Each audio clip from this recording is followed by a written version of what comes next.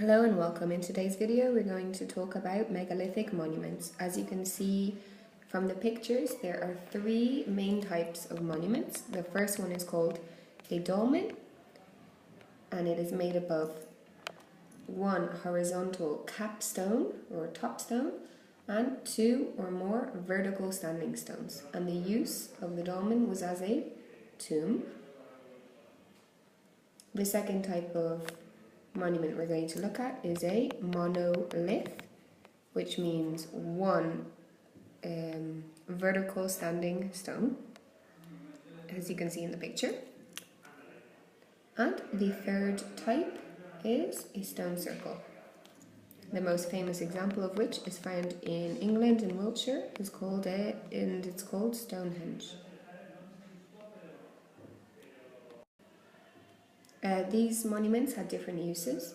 Some of the things we think they were used for is, well, the dolmen we know was used as a tomb. The monolith we think could just be as a sculpture, piece of sculpture, or as a monument just because it's pretty, but also perhaps as a type of clock, because when the sun shines against the stone, it casts a shadow, and from the shadow you could perhaps tell the time of day. And the third type has many different possible functions. It could possibly be used as a religious setting, to have mass or a ceremony or ritual sacrifice. It could also be some type of clock. It could also be some type of calendar, depending on where the sun shone between the stones. It would tell them the change in the seasons or when the longest or shortest day of the year was. These monuments were built all over the world from between the approximate time periods 8000 BC until 2000 BC. So they were built during the Stone Age, but also in the Metal Age. They are a common feature of the Metal Age. When you think of the Metal Age, you think of megalithic monuments. Finally, let's think of some possible questions, thinking questions for the exam. For example, why do you think our ancestors erected these monuments?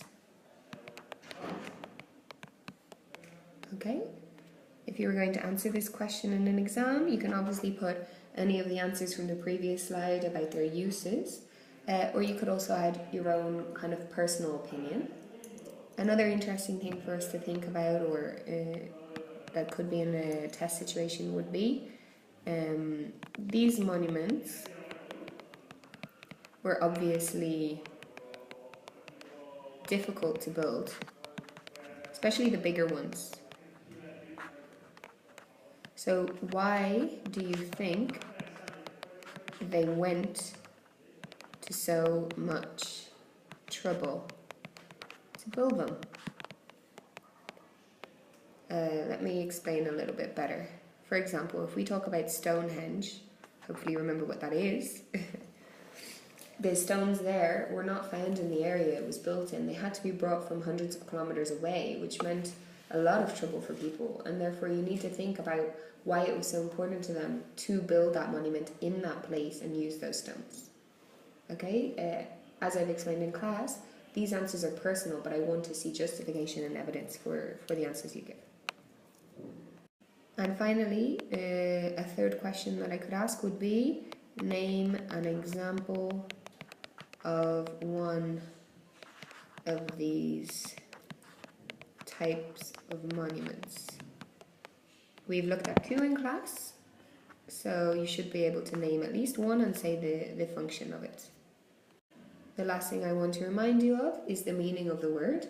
I think this one is easy to remember, but mega means big and lith means stone, and therefore they're called big stone monuments. Thank you for listening. I hope it has helped.